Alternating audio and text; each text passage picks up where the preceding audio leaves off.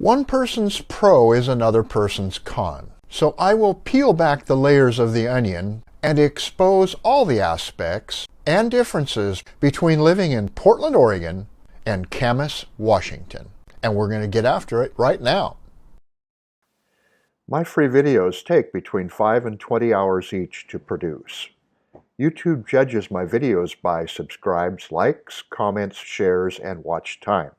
I ask for all my hard work that you use the buttons and allow the video to run to completion. Thank you. Okay, first let's look at demographics. This is an intellectual way to look at the differences between the communities. The median home price in Portland is $435,000. Now this number changes almost constantly, but we're comparing these two figures simultaneously, so the difference is valid. The median home price in Camas is $563,000, about $130,000 more than in Portland. And just to remind you, the median home price doesn't mean the average. It means that there are more homes sold at that price than at any other price. But with this difference in median home price, Camas must offer value for this difference because the inventory here is as low or lower than in any other community in the Portland-Vancouver area. The next statistic I want to share is the homeless population. Portland has a homeless population of about 3,900 people. Camas has a homeless population of 133. If we were to divide the total population by the number of homeless people, by percentage, the two communities are almost exactly the same.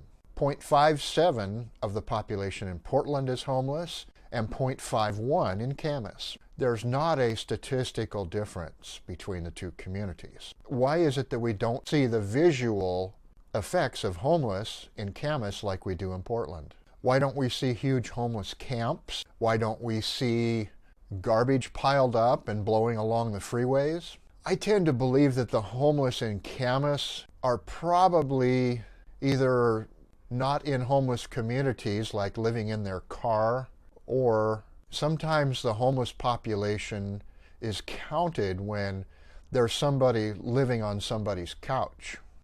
But the fact remains that the outward appearance of homelessness is just not apparent in Camas as it is in Portland. Portland, along almost any freeway, you will see homeless camps, and you will see garbage that accumulates from these homeless camps that blows along the freeways. And it can be staggering, and the mess doesn't seem to ever get cleaned up.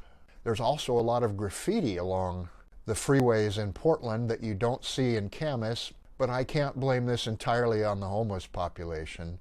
I believe it also has to do with the gang influence, and recently even the Black Lives Matter influence. We're seeing an awful lot of graffiti relating to Black Lives Matter. Along this same topic, the protests and riots, this is not a statistic, but we just don't see them in Camas. Look what's happened to the downtown core of Portland.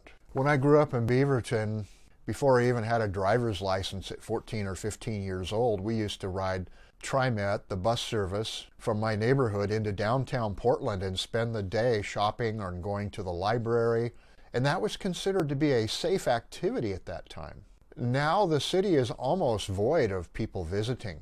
Many of the businesses have closed their operations in downtown Portland and have moved into the suburbs. They just don't feel it's safe for their employees. I also think that the homeless problem in Portland is more accepted by the public at large, and the county and city government seem to be paralyzed as to anything to do about it. Camas has a locally driven police department, and the police answer to a much narrower philosophy.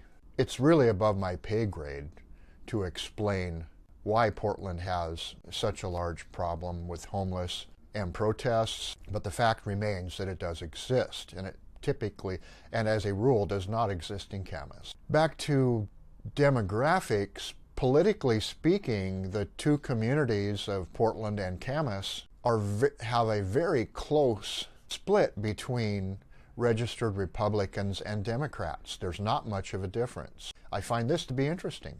Another demographic, property taxes are very similar in both Oregon and Washington. Property values as a whole tend to be a little bit less in Southwest Washington, but both Oregon and Washington tax at a rate around 1% of the property value per year. Now, pro for Washington, Washington has programs that you can apply for low income, especially seniors and veterans, to have their property taxes reduced. Oregon only has a program to have taxes deferred, and these taxes will have to be repaid at some point with interest. Washington has no income tax, and that includes on Social Security. Oregon has a progressive, meaning the more money you make, the more money they charge income tax, up to 9.94%. Now at the lower income rate, your rate may be 0, but it can go up to 9.94%. The neighborhoods in Camas, one may be a little more affluent than the other. In other words, $1 million homes in one neighborhood and $400 homes in another neighborhood. But aside from property value and age, the neighborhoods seem to be consistently desirable. Where Portland has these huge extremes between desirable and undesirable, sketchy, high crime, etc. Statistically, there's very little difference. The median age between Portland and Camas, 38 in Camas and 37 in Portland. The median household income in Portland is about $96,000, and Camas it's $106,000. But if we were to compare the median home price to the average household income, the affordability rate in Camas is lower than it is in Portland. So there must be a reason why people are choosing to live there. Here's a huge one. In Camas, the home ownership percentage of homes in Camas is 78%. Portland has a home ownership rate of 53.4%. And I believe, now you're going to say this is because you're a realtor. No, I believe that when people have an ownership stake, they take better care of their home and they care more about their community. And I think this is one reason why Camas is a very desirable place to live. The population in Portland, and the metro area is over 3 million, but in the city limits of Portland we're talking about, is 662,000. The population in Camas is 26,000.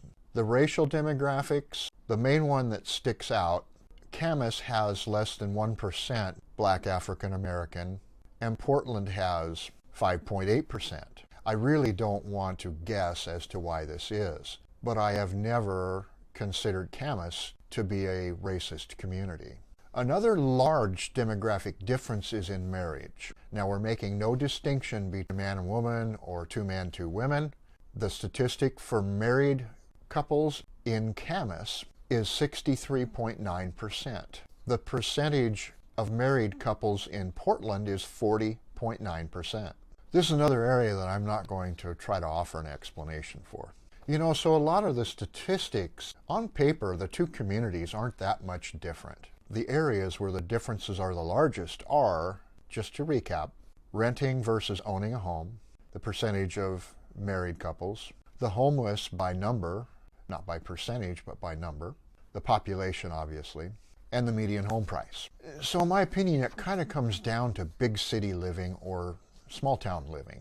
Camas is a big enough town to have all of the city government functions of a bigger city. They have a city hall, they have a city council, they have a mayor, they have a city police, city fire, and they have they're not city government, but community schools within Camas. But all of these are under a smaller and less diverse community oversight. Portland is a bit more of a melting pot from many regards, politically, liberal, conservative, affluent, poor, cradle to grave social programs or self-sufficiency, walkable, non-walkable, bikeable, non-bikeable. Portland has it all. And from one slice of Portland to another, it can change dramatically. And the government has to respond to whatever gear is making the most squeak at the time. Camas tends to have a more singular focus. Portland offers a lot of programs, social and support programs, that Camas does not. It seems like every time they put something on the ballot in Portland to support an issue, it passes. And so the taxes in Portland, Multnomah County are reported to be one of the highest in the nation. So if not demographic differences, what are the differences that make living in Camas different than living in Portland? I can tell you that the schools there are considered to be gold standard. They compare with the Happy Valley, Clackamas School District, West Lynn, Wilsonville School District, and the Lake Oswego School District in Oregon. Portland has some good schools, but they have some poor performing schools as well. And if you have children that are going to be attending school, you need to do your homework and look at the school scores as part of the process for narrowing down where you want to live. I was on a small school board for 8 years in a small community where we only had 500 students. And I believe that the issues and problems are a lot easier to deal with in a small system than in a large one. And the Portland School District is by far the largest school district in Oregon.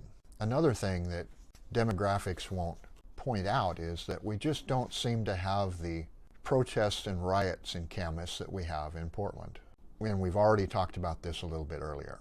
I have seen no homeless camps in Camas. If you live anywhere along one of the interstate freeways in Portland, you will see a lot of homeless camps. And if you live in a home next to one of these freeways, you will experience a higher than average property crime experience. Car break-ins, catalytic converters being stolen off cars, and things being stolen out of your yard.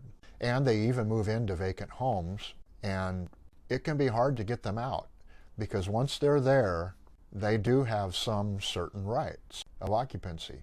Another thing that demographics does not point out is that there really isn't much shopping in Camas. There is a downtown core that's 100 years old, and they have the necessities there. They have a Safeway, they have coffee shops, they have small curiosity shops, they have Burgerville, there's quite a few restaurants, but really if you're going to do some serious shopping, you're going to have to go to East Vancouver along 192nd, 164th, or on Mill Plain. And these are only 10 to 15 minutes away, and you can basically buy anything you want there short of Nordstrom or some of the very high-end retail shops. So Camas is a true bedroom community where people live. They travel out of the community to go to work and to shop.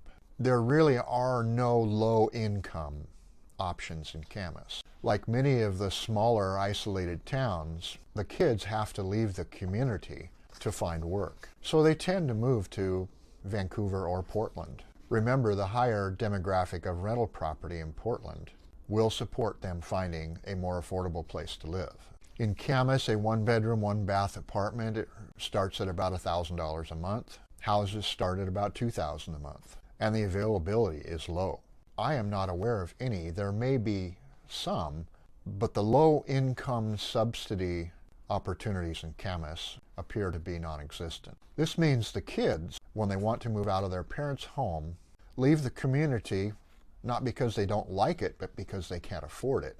They tend to return in their 30s. Again, they really want to live in Camas, but they just can't afford it. By the time they find an apartment and buy a car that's reliable enough to drive a half hour each direction to work, this becomes problematic for low-income earners. Camas being in Washington, they do have sales tax, and this is somewhere between 7 and 8%.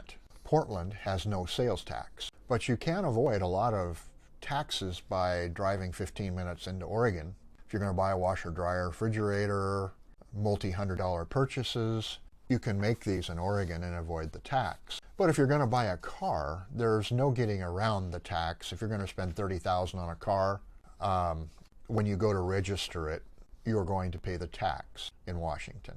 Another non-demographic quality of Camas is I would consider all of Camas to be safe. Portland is hot, cold, sketchy safe. You need to look at the specific neighborhood to find out exactly what you're getting into.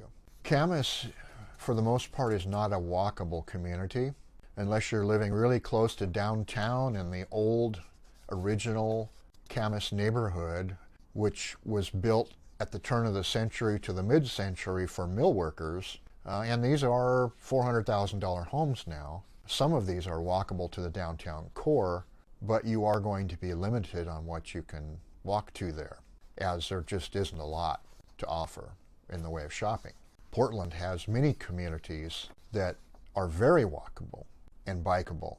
Traffic is quite low in Camas. At the rush hour, people coming home from work or going to work, it can be a little backed up, but for the most part, the traffic is very light. You can get to the Portland airport in 15 minutes. In Portland, traffic is generally congested, and it's easy to spend an hour going one way to work. If you're still working, if you could find a job in Vancouver, you'll find that your commute would be very manageable. And I would recommend trying to avoid living in Washington and working in Oregon, because you're going to get the worst of both worlds. You're going to have to pay Oregon income tax and Washington sales tax. So I hope this has given you a non-visual, I normally do some B-roll, some pictures that go along with my videos. So this has been all verbal, but I hope this has given you an insight on the differences between Portland and Camas. And until the next video, I'll catch you later.